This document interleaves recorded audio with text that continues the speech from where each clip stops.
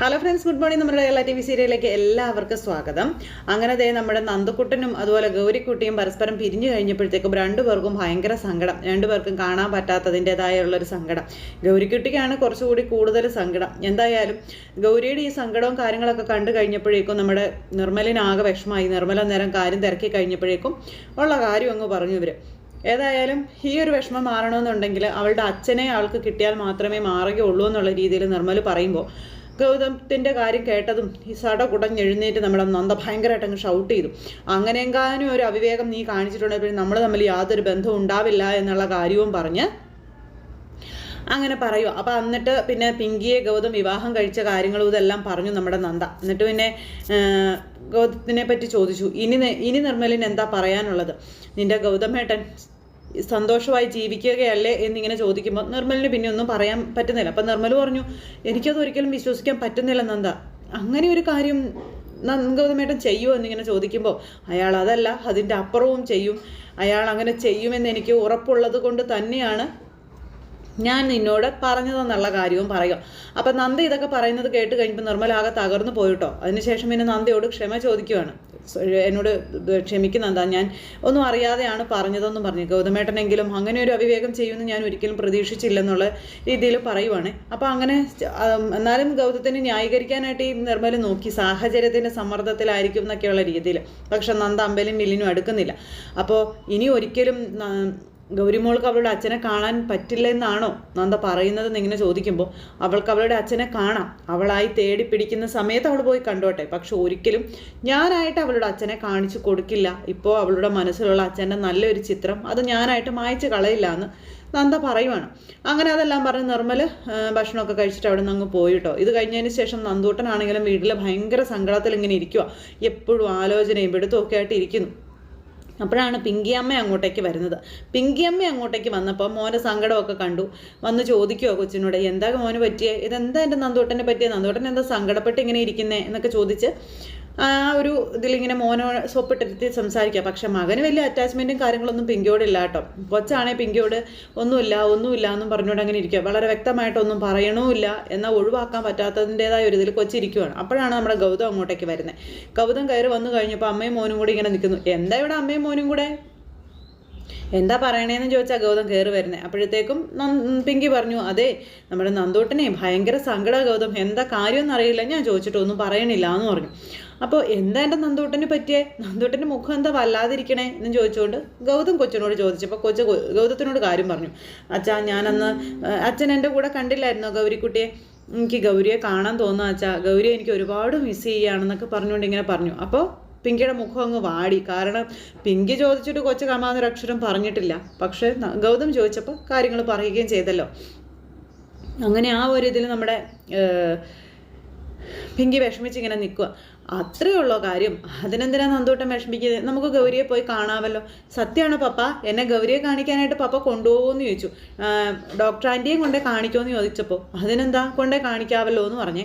ഒന്നുമില്ലെങ്കിലും എൻ്റെ നന്ദൂട്ടനെ മിടുക്കനാക്കി എൻ്റെ കയ്യിലേക്ക് തിരിച്ചു തന്ന ആൻറ്റിയല്ലേ, അപ്പോൾ പിന്നെ ആ ആൻറ്റിയെ ഞാൻ കാണാതിരിക്കുമോ എന്നൊക്കെ ചോദിച്ച് നമ്മുടെ ഗൗതം ഇങ്ങനെ ചോദിക്കും. അപ്പോഴും നന്ദയാണെന്നോ അല്ലെങ്കിൽ ആ ഒരു ഇതൊന്നും നമ്മുടെ ഗൗതത്തിൻ്റെ മനസ്സിലേക്ക് വരുന്നില്ല. അപ്പോൾ പിങ്കി ഇങ്ങനെ നോക്കി നിൽക്കുക കേട്ടോ. പിങ്കി അങ്ങനെ നോക്കി നിൽക്കുന്നു. അപ്പോൾ പിങ്കിയുടെ മുഖത്തെ സങ്കടഭാവമൊക്കെ ഗൗതത്തിന് മനസ്സിലായി. ഗൗതം നേരം കുഞ്ഞിനോട് പറഞ്ഞു, മോനപ്പുറത്തേക്ക് ചെല്ലാൻ പറഞ്ഞ് നന്ദൂട്ടനെ പറഞ്ഞു വിട്ടു. അതിനുശേഷം പിങ്കി ഇങ്ങനെ വിഷമിച്ച് നിൽക്കുമ്പോഴത്തേക്കും ഗൗതം പിങ്കിയുടെ അരികിലേക്ക് ചെല്ലുക. പിങ്കി തൻ്റെ മുഖം എന്താ വല്ലാതിരിക്കുന്നതെന്ന് ചോദിച്ചു. അപ്പോഴേക്കും പിങ്കി തൻ്റെ സങ്കടങ്ങൾ ഗൗതത്തിനോട് പറയുവാണ്. ഗൗതത്തിനോട് പറയുന്നത്, ഞാൻ എല്ലാവർക്കും ഒരു അധികപ്പറ്റാണ്, നന്ദൂട്ടന് പോലും എന്നോട് യാതൊരുവിധ സ്നേഹമോ കാര്യങ്ങളോ ഇല്ല.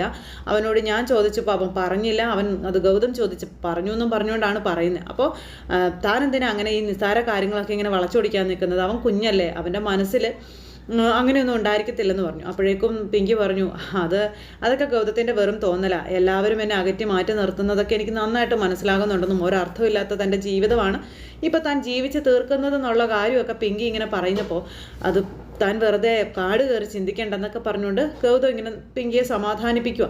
അപ്പോൾ അതൊക്കെ കേട്ട് ഇങ്ങനെ പിങ്കി അവിടെ നിൽക്കുക കേട്ടോ. അത് കഴിഞ്ഞ് പിങ്കി റൂമിൽ നിന്ന് ഇറങ്ങിപ്പോയി. ഗൗതം ആണെന്നുണ്ടെങ്കിൽ അവിടെ നിൽക്കുന്നത്. അപ്പോൾ പിങ്കി പറഞ്ഞു, ഇനി ഗൗതത്തിന് ഞാനൊരു ഡിസ്റ്റർബൻസ് ആവണ്ടെന്നും പറഞ്ഞുകൊണ്ടാണ് പിങ്കി പോകാൻ നോക്കുന്നത്. താൻ എന്താ ഈ പറയുന്നത്, എനിക്ക് താനൊരു ഡിസ്റ്റർബൻസ് ആണെന്ന് ആരാ പറഞ്ഞതെന്നൊക്കെ ചോദിച്ചുകൊണ്ട് ഗൗതം എന്നിട്ട് ഇങ്ങനെ പിങ്കിയോട് പറയുകയും ചെയ്തു. അതൊക്കെ കഴിഞ്ഞിട്ട് പിങ്കി ഇറങ്ങിപ്പോയി കഴിഞ്ഞപ്പോൾ ഉണ്ടല്ലോ ഗൗതം ഇങ്ങനെ ഭയങ്കര വിഷമത്തോടെ അങ്ങനെ ഇരിക്കുക. അതിനുശേഷമാണെന്നുണ്ടെങ്കിൽ നമ്മുടെ വീട്ടിലുള്ള ഇന്ത്യവരത്തിലുള്ള ഓരോരുത്തരായിട്ട് നന്ദുമോനുമായിട്ട് ചിരിയും കളിയും വർത്തമാനവും ഒക്കെ. അപ്പോൾ എല്ലാവരോടും ആരെയൊക്കെ കാണുന്നുണ്ടോ ആരോടൊക്കെ മിണ്ടുന്നുണ്ടോ അവരോടും ഈ നമ്മുടെ ഗൗരിയുടെ കാര്യങ്ങൾ ഇങ്ങനെ പറയുവാണ്. അപ്പോൾ ഗൗരിയെ കാണണം എന്നും പറഞ്ഞുകൊണ്ട് ഏത് നേരം ഇങ്ങനെ പറഞ്ഞുകൊണ്ടിരിക്കുക. അത് കഴിഞ്ഞപ്പോൾ നമ്മുടെ ഗൗതം പറഞ്ഞു, മോനൊരു കാര്യം ചെയ്യുക, ഡോക്ടർ ആൻറ്റിയെ വിളിച്ചിട്ട് മോനും പപ്പയും കൂടി വരുന്നുണ്ടെന്നുള്ള കാര്യം പറയാനായിട്ട് പറഞ്ഞു. അത് വേണ്ട പപ്പ, നമുക്കൊരു സർപ്രൈസ് ആയിട്ട് പോകാം, ഗൗരിക്ക് ഭയങ്കര സർപ്രൈസ് ആയിരിക്കും അതെന്നും പറഞ്ഞുകൊണ്ട് നന്ദൂട്ടൻ പറയാം. ആണോ, സർപ്രൈസ് കൊടുക്കാനാണോ മോന് താല്പര്യം? അങ്ങനെയെങ്കിൽ അങ്ങനെ ആയിക്കോട്ടെ, നമുക്ക് സർപ്രൈസ് അത് കൊടുത്തേക്കാവെന്നും പറഞ്ഞു. ഗൗതം ഇങ്ങനെ കൊച്ചിനോട് എസ് മൂളുക. അങ്ങനെ അവർ രണ്ടുപേരും കൂടെ പോകാൻ തീരുമാനിക്കുകയാണ്. ഈ സമയത്താണെന്നുണ്ടെങ്കിൽ നന്ദയോട് വീണ്ടും ഇങ്ങനെ നന്ദൂട്ടനെ പറ്റിയുള്ള കാര്യങ്ങൾ ഇങ്ങനെ ചോദിച്ചുകൊണ്ടിരിക്കുകയാണ് നമ്മുടെ ഗൗരി. അപ്പം നന്ദൂട്ടനെ ഒന്ന് വിളിച്ചാൽ കിട്ടാൻ എന്തെങ്കിലും മാർഗമുണ്ടോ അമ്മയെന്നൊക്കെ ചോദിച്ചുകൊണ്ട് ഇങ്ങനെ ചോദിക്കുമ്പോൾ, അപ്പോൾ നമുക്ക് അങ്ങനെ നിർബന്ധം പിടിക്കാൻ പറ്റത്തില്ലല്ലോ മോളെ. അത് നന്ദൂട്ടനെ ഇനിയിപ്പോൾ എപ്പോഴെങ്കിലും ഇങ്ങോട്ട് വരാനൊരു സാഹചര്യം ഉണ്ടായാൽ നന്ദൂട്ടനെ ഉറപ്പായിട്ടും അവരുടെ ഡാഡിയും പപ്പയും അമ്മയൊക്കെ കൊണ്ടുവരുമായിരിക്കും. അതൊന്നും ഓർത്ത് മോൻ വിഷമിക്കണ്ടെന്ന് പറഞ്ഞു. അങ്ങനെ ആ ഒരു കാര്യങ്ങളും ഇതെല്ലാം കഴിഞ്ഞു കേട്ടോ. ഇതെല്ലാം കഴിഞ്ഞതിന് ശേഷം കുറച്ച് വിഷമിച്ചിരിക്കുക നമ്മുടെ ഗൗരിക്കുട്ടി. അപ്പോൾ അവിടുത്തെ സെർവൻ്റ് ചേച്ചി ആണെങ്കിൽ കഴിക്കാനൊക്കെ കൊടുക്കുന്നുണ്ടെങ്കിലും ഗൗരിക്കുട്ടി അങ്ങനെ കഴിക്കാനൊന്നും കൂട്ടാക്കുന്നില്ല. അങ്ങനെ അതെല്ലാം കഴിഞ്ഞിട്ട് കുറച്ച് നേരം അവിടെ ഇങ്ങനെ വിഷമിച്ചിരിക്കുന്ന സമയത്താണ് മുറ്റത്തൊരു വണ്ടിയുടെ ശബ്ദം കേൾക്കുന്നത്. അപ്പോൾ വണ്ടിയുടെ ശബ്ദം കേട്ടപ്പോൾ പെട്ടെന്ന് ഗൗരി ഓടിച്ചെന്ന് നോക്കുമ്പോൾ ദേ കയറി വരുന്നു നന്ദൂട്ടനും അതുപോലെ തന്നെ നന്ദൂട്ടൻ്റെ പപ്പയും. നന്ദൂട്ടാ എന്ന് വിളിച്ച് ഓടിച്ചെന്ന് നമ്മുടെ ഗൗരി ഇങ്ങനെ കെട്ടിപ്പിടിച്ചു നന്ദൂട്ടനെ. അതുപോലെ തന്നെ ഇവർ രണ്ടുപേരും. അപ്പോൾ ഇവരുടെ രണ്ടുപേരുടെ ആ ഒരു മാനസിക അടുപ്പം, ഒരു അറ്റാച്ച്മെൻ്റ് ഒക്കെ കണ്ടപ്പോൾ ഗൗതം പോലും അന്തം വിട്ട് ഇങ്ങനെ നിൽക്കുക. അങ്ങനെ മക്കൾ രണ്ടുപേരും കൂടെ തൻ്റെ കൺമുന്നിൽ കെട്ടിപ്പിടിച്ച് സന്തോഷത്തോടെ സ്നേഹത്തോടെ നിൽക്കുന്നത് ഗൗതത്തിന് കാണാനുള്ള ഭാഗ്യം കിട്ടിയല്ലോ. ഗൗതം ഇങ്ങനെ കണ്ടുകൊണ്ട് നിൽക്കുക. അപ്പോൾ അങ്കിൾ അകത്തേക്ക് ഇരിക്കാമെന്നൊക്കെ പറഞ്ഞുകൊണ്ട് ഗൗരിക്കുട്ടി. അപ്പോൾ അന്ന് അങ്കിളിനെ കാണാൻ പറ്റാത്തതിൽ അമ്മയ്ക്ക് ഒരുപാട് സങ്കടം ഉണ്ടായിരുന്നു.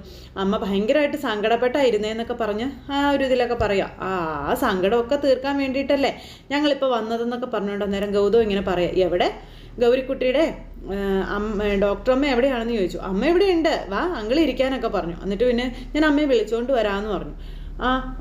അമ്മേ ഇതാരാ വന്നിരിക്കുന്നതെന്ന് നോക്കിയെന്ന് പറഞ്ഞുകൊണ്ട് കൊച്ചി ഇങ്ങനെ നീട്ടി അമ്മയോട് പറയാം. അപ്പോഴേക്കും ഇതാ വരുന്നു എന്ന് പറഞ്ഞ് മോളിൽ നിന്നൊരു വിളി. എന്നിട്ട് പിന്നെ ഗൗതം ആണെങ്കിൽ അവിടെ ഇരുന്ന് ഗൗരിയോട് സംസാരിക്കുന്നു, ഗൗരിയോട് വിശേഷങ്ങൾ ചോദിക്കുന്നു, ഗൗരിയുടെ അച്ഛൻ്റെ കാര്യങ്ങൾ ചോദിക്കുന്നു. അപ്പോഴത്തേക്കൊക്കെ ഗൗരിക്ക് ഭയങ്കര സങ്കടമാട്ടോ. അങ്ങനെ ഗൗരിയാണ് ഭയങ്കര സങ്കടപ്പെട്ട് ഇങ്ങനെ നിൽക്കുക. എനിക്ക് അച്ഛനില്ല എന്നും പറഞ്ഞുകൊണ്ട് ഇങ്ങനെ നിൽക്കുന്നു. അപ്പോഴത്തേക്കും ഗൗതത്തിന് ഭയങ്കര സങ്കടം, അച്ഛനില്ലാത്തൊരു കുട്ടിയാണല്ലോ. അപ്പോൾ പിന്നെ ഭയങ്കര ഒരു ഇത് ആ കുഞ്ഞിനോട് തോന്നുവാണ്. അപ്പോൾ അങ്ങനെ ഇവർ തമ്മിൽ സംസാരിച്ചുകൊണ്ടിരിക്കുമ്പോഴാണ് നന്ദ ഓടി ഇറങ്ങി വരുന്നത്. ആ മോളെ എന്ന് വിളിച്ച് ഓടി ഇറങ്ങി വന്ന് നോക്കുന്ന നോട്ടം ഗൗതത്തിൻ്റെ നേരെ. ഗൗതം നോക്കിയ നോട്ടം നന്ദയുടെ നേരെ. ഈശ്വര, രണ്ടുപേരും സ്റ്റക്കായിട്ട് ഇങ്ങനെ നോക്കി നിൽക്കുക. ഗൗതം സർ എന്ന് നന്ദ ഇങ്ങനെ വയ്ക്കുന്നു, നന്ദ എന്ന് ഗൗതം ഇങ്ങനെ വയ്ക്കുന്നു. അങ്ങനെ രണ്ടുപേരും കൂടി ഇങ്ങനെ ഭയങ്കര ഇതായിട്ട് ഇങ്ങനെ നിൽക്കുക. എന്നിട്ട് നന്ദ പതുക്കെ ഇങ്ങനെ ഇറങ്ങി വരുവാണ്. അപ്പോഴേക്കും നമ്മുടെ ഗൗരിയും അതുപോലെ നന്ദോട്ടനെ അവിടെ നിന്ന് കളിക്കുക. അപ്പം നന്ദ നീ എന്നും പറഞ്ഞുകൊണ്ട് ഗൗതം ചെന്നു. നന്ദയ്ക്ക് യാതൊരുവിധ ഇതുമില്ല. കാരണം നന്ദയ്ക്ക് സത്യങ്ങൾ അറിയാമല്ലോ. ഗൗതം പിങ്കിയെ വിവാഹം കഴിച്ചു എന്നുള്ള ആ ഒരു ഇത് അറിയാവുന്നത് കൊണ്ട് നന്ദ ഒരു കാരണവശാലും അമ്പിനും വില്ലിനും അടുക്കാതെ തന്നെ നിൽക്കുക. അപ്പം നന്ദ നീ ആയിരുന്നു ആ ഡോക്ടർമാ എന്നൊക്കെ ചോദിച്ചുകൊണ്ട് ഇങ്ങനെ പറയാം. ഞാൻ നീ മരിച്ചു പോയെന്നാണ് കരുതിയതെന്നൊക്കെ പറഞ്ഞുകൊണ്ട് നന്ദയോട് കുറേ ഇങ്ങനെ പറഞ്ഞു നമ്മുടെ ഗൗതം. പക്ഷെ അതിലൊന്നും മറുപടി കൊടുക്കാനോ അല്ലെങ്കിൽ അതൊന്നും ഇതാക്കാനോ നമ്മുടെ നന്ദ നിൽക്കുന്നില്ല. ഗൗതം നിനക്ക് എന്തുകൊണ്ട് എൻ്റെ അടുത്തേക്ക് വരാൻ തോന്നാതിരുന്നത്, നമ്മുടെ മോൻ എവിടെയെന്നൊക്കെ ചോദിച്ചുകൊണ്ട് ഇങ്ങനെ നന്ദയോട് ഗൗതം ഇങ്ങനെ ചോദിക്കുന്നുണ്ട്. അതിനൊക്കെ നന്ദ യാതൊരുവിധ അറ്റാച്ച്മെൻറ്റും ഇല്ലാത്ത രീതിയിലാണ് സംസാരിക്കുന്നത്. ലാസ്റ്റ് നമുക്ക് നമ്മുടെ വീട്ടിലേക്ക് പോകാമെന്നൊക്കെ പറഞ്ഞുകൊണ്ട് ഗൗതം ഇങ്ങനെ വിളിക്കുമ്പോൾ ആരുടെ വീട്, നിങ്ങളാരാ, നിങ്ങളെ എനിക്ക് അറിയില്ലെന്നുള്ള രീതിയിൽ ഗൗതത്തിനോട് നന്ദ സംസാരിച്ച് കഴിഞ്ഞപ്പോഴത്തേക്കും ഗൗതത്തിൻ്റെ വിധം മാറി. ഗൗതം പെട്ടെന്ന് തന്നെ ഭയങ്കര ദേഷ്യത്തോടെ ആയി. അപ്പോൾ ഇപ്പോഴും നീയെല്ലാം മനസ്സിൽ വെച്ചുകൊണ്ട് നടക്കുകയാണല്ലേ എന്നൊക്കെ ചോദിച്ചുകൊണ്ട് ഇങ്ങനെ. അപ്പോൾ നിങ്ങൾക്കിപ്പോൾ കുടുംബവും കുഞ്ഞുങ്ങളും കാര്യങ്ങളും ഒക്കെ ഉണ്ടല്ലോ, അപ്പോൾ പിന്നെ നിങ്ങൾ എന്തിനു വേണ്ടിയിട്ടാണ് ഇങ്ങോട്ടേക്ക് വരുന്നതെന്നൊക്കെ ചോദിച്ചാൽ ആ ഒരു ഇതിലൊക്കെ പറയാം. അപ്പോഴത്തേക്കും പിന്നെ ഗൗതം അങ്ങോട്ട് വല്ലാത്തതായി. ഗൗതം എന്നിട്ട് കൊച്ചിനെ എടുത്തുകൊണ്ട് അവിടെ നിന്ന് ഇറങ്ങി പോവുക. ഗൗതം അവിടെ നിന്ന് കൊച്ചിനെ എടുത്തുകൊണ്ട് പോകുമ്പോൾ നന്ദൂട്ട പോവല്ലേ എന്ന് പറഞ്ഞുകൊണ്ട് ഗൗരി ഇങ്ങനെ പറയുന്നുണ്ട്. പക്ഷേ ഗൗതത്തിൻ്റെ കുഞ്ഞാണെന്നൊന്നും നന്ദ പറഞ്ഞിട്ടില്ലല്ലോ. അതുപോലെ തന്നെ ആ കുഞ്ഞ് ഏതാണെന്ന് പോലും പിന്നീട് ഗൗതം ചിന്തിക്കേണ്ട ഒരു അവസ്ഥയിലേക്കാണ് കാര്യങ്ങൾ വന്നിരിക്കുന്നത്. ഗൗതം എന്നിട്ട് നന്ദോട്ടനെ എടുത്തുകൊണ്ട് അവിടെ നിന്ന് ഇറങ്ങി അങ്ങ് പോയി. നന്ദോട്ടനെ എടുത്തുകൊണ്ട് ഇറങ്ങിപ്പോയി. പുറത്ത് ചെന്ന് കഴിഞ്ഞപ്പോൾ പപ്പ എന്തിനാ ദേഷ്യപ്പെട്ട് ഇറങ്ങി വന്നേ? പപ്പയ്ക്ക് നേരത്തെ ഈ ഡോക്ടർ ആൻറ്റി അറിയാമായിരുന്നു എന്ന് ചോദിച്ചപ്പോഴത്തേക്കും കുറേ ഉമ്മ അങ്ങ് കൊടുത്തു നന്ദോട്ടനെ ഗൗതം.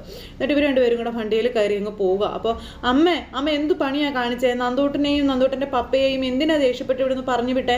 അങ്ങനെ ചെയ്യേണ്ട കാര്യം എന്തായിരുന്നു എന്നൊക്കെ ചോദിച്ചുകൊണ്ട് ഇങ്ങനെ നന്ദ ഇങ്ങനെ ചോദിക്കും. അപ്പോൾ നന്ദ ഇത് ചോദിച്ചു കഴിഞ്ഞപ്പോഴത്തേക്കും നന്ദയോട് ഗൗരി ഇത് ചോദിച്ചു കഴിഞ്ഞപ്പോഴത്തേക്കും നന്ദ വേറെ കുഞ്ഞിനോട് ദേഷ്യപ്പെടുക. അപ്പോൾ അമ്മ ദേഷ്യപ്പെടുന്നത് കണ്ടപ്പോൾ കൊച്ചിനും വല്ലാത്തൊരു വിഷമം. കൊച്ചെന്നിട്ട് അവിടെ അപ്പുറം മാറിയിരുന്ന് ഭയങ്കര കരച്ചിൽ. അങ്ങനെ കരച്ചിലും കാര്യങ്ങളും ഒക്കെ ആയിട്ട് ഇങ്ങനെ അവിടെ ഇരിക്കുവാണ്. ഈ സമയത്ത് നന്ദയും അവിടെ കിടന്ന് ഭയങ്കര കരച്ചിൽ. പിന്നെ ഒരു ശോക ഇതാണ് കേട്ടോ വീട്ടിൽ. അപ്പോൾ വേലക്കാരിക്ക് കാര്യങ്ങൾ അറിയില്ല. ഇപ്പോൾ വേലക്കാരി കാര്യങ്ങൾ ചോദിച്ചു കഴിഞ്ഞപ്പോഴത്തേക്കും നന്ദ പറഞ്ഞു. പിന്നെ അമ്മ ഒരു മൂലയ്ക്ക്, മകള് വേറൊരു മൂലയ്ക്ക്, ഭയങ്കര കരച്ചിലും കാര്യങ്ങളും. നന്ദ പഴയ കാര്യങ്ങളൊക്കെ ഇരുന്ന് ആലോചിക്കാൻ തുടങ്ങി. സമനില തെറ്റിയാണ് നമ്മുടെ ഗൗതം നേരെ ഇന്ദീവരത്തിലേക്ക് കയറി ചെല്ലുന്നത്. ഇന്ദീവരത്തിലേക്ക് കയറി ചെന്ന ഗൗതം പിന്നെ ആരോടും മിണ്ടുന്നില്ല. ആരോടും ഒരു അക്ഷരം പോലും മിണ്ടുന്നില്ല. കാരണം നന്ദയെ കണ്ടിട്ട് വന്ന ആ ഒരിത്. അങ്ങനെ ഒന്നും മിണ്ടാതെ ഗൗതം ഇങ്ങനെ മുറിയിൽ തന്നെ ഇങ്ങനെ ഒതുങ്ങിക്കൂടുക. അത് കഴിഞ്ഞപ്പോഴേക്കും പെട്ടെന്ന് ഇതിൻ്റെ ഹാങ് ഓവറിൽ നമ്മുടെ ഗൗതം ഇങ്ങനെ നടക്കുവാണ്. ഗൗതത്തിനാണെങ്കിൽ ഒരു എത്തും പിടിയും കിട്ടുന്നില്ല. ഇനി എന്ത് ചെയ്യും? തൻ്റെ നന്ദ ജീവനോടെ തൻ്റെ മുന്നിൽ വന്ന് നിൽക്കുന്നു. അപ്പോൾ തൻ്റെ നന്ദ ജീവനോടെ ഉണ്ടെന്ന് തനിക്ക് എപ്പോഴാണ് അറിയാൻ കഴിഞ്ഞത്? ഇനിയിപ്പോൾ എന്ത് ചെയ്യുമെന്നുള്ളൊരു ഇതിലാണ്. ഇനിയിപ്പോൾ പിങ്കി എന്ത് ചെയ്യും, നന്ദ എന്ത് ചെയ്യും, അങ്ങനെയൊക്കെ ഉള്ളൊരിതാണ് നമ്മുടെ ഗൗതത്തിൻ്റെ മനസ്സിൽ. ഗൗതം ഇങ്ങനെ കിടന്ന് നെട്ടോട്ട് ഓടിക്കൊണ്ടിരിക്കുക, മനസ്സമാധാനം ഇല്ലാണ്ട്. അങ്ങനെ ആ ഒരു സിറ്റുവേഷനിലൂടെ ഗൗതം കടന്നു പോകുന്നു. പിന്നെ ഒരു ദിവസം പെട്ടെന്ന് നമ്മുടെ നന്ദൂട്ടന് ചികിത്സയുടെയും കാര്യങ്ങളുടെയും ഭാഗമായിട്ട് നന്ദയുടെ ഹോസ്പിറ്റലിലേക്ക് കൊണ്ടുവരും പിങ്കി. അപ്പോൾ പിങ്കി ഇങ്ങനെ കൊണ്ടുവന്ന സമയത്ത് നന്ദയെ ഡോക്ടർമാർ വിളിച്ചു. ഇന്ന പേഷ്യൻറ്റ് വന്നിട്ടുണ്ടെന്നുള്ള കാര്യം പറഞ്ഞു. അപ്പോഴേക്കും നന്ദ അങ്ങോട്ടേക്ക് വന്നു. ഇവരോട് കാര്യങ്ങൾ ചോദിച്ചപ്പോഴത്തേക്കും നമ്മുടെ നന്ദൂട്ടനും ഫാമിലി വന്നിരിക്കുന്ന കാര്യങ്ങളെ പറ്റിയൊക്കെ ഉള്ളത് പറയുക. അപ്പോൾ അതെല്ലാം പറഞ്ഞപ്പം കുഴപ്പമില്ലെന്നും പറഞ്ഞുകൊണ്ട് നമ്മുടെ നന്ദ അകത്തേക്ക് കയറി ചെല്ലുക. നന്ദയ്ക്ക് അന്നേരവും ഒരു വിമിഷ്ടമുണ്ട്. കാരണം നന്ദൂട്ടൻ്റെ കാല് വിചാരിക്കുമ്പോൾ ഒന്നും ചെയ്യാതിരിക്കാനും പറ്റത്തില്ല. അതുകൊണ്ട് നന്ദ കയറി ചെല്ലുമ്പോൾ കാണുന്നത് നന്ദൂട്ടൻ്റെ അരികിലിരുന്ന് പിങ്കി നന്ദൂട്ടനെ തൂത്തും തലോടിയും സ്നേഹിച്ചും കൊഞ്ചിച്ചും ഒക്കെ അടുത്തിരിക്കുന്നതാണ്. അപ്പോൾ പിങ്കി പ്രസവിച്ച മകനാണ് നന്ദൂട്ടൻ എന്ന്, ഗൗതത്തിൽ പിങ്കിക്കുണ്ടായ മകനാണ് നന്ദൂട്ടൻ എന്നുള്ളതാണല്ലോ നന്ദയുടെ ധാരണ. അപ്പോൾ നന്ദ ഇത് കണ്ടു കഴിഞ്ഞപ്പോഴത്തേക്കും ഭയങ്കരമായിട്ട് ഷോക്കായിപ്പോയി. നന്ദ ഇങ്ങനെ എന്താ പറയുന്നത്, തൻ്റെ ഉള്ളിൽ അമർഷം മുഴുവൻ കടിച്ചമർത്തി പിടിച്ച് അവിടെ ഇങ്ങനെ നിൽക്കുക. എന്നിട്ട് നന്ദ നേരെ പുറത്തേക്ക് ഇറങ്ങിപ്പോയി. കാരണം പിങ്കി അവിടെ കണ്ടതുകൊണ്ട് നന്ദയ്ക്ക് അങ്ങോട്ട് കയറി ചെല്ലാനുള്ള ആ ഒരു ഇതില്ലാത്തത് കൊണ്ട്.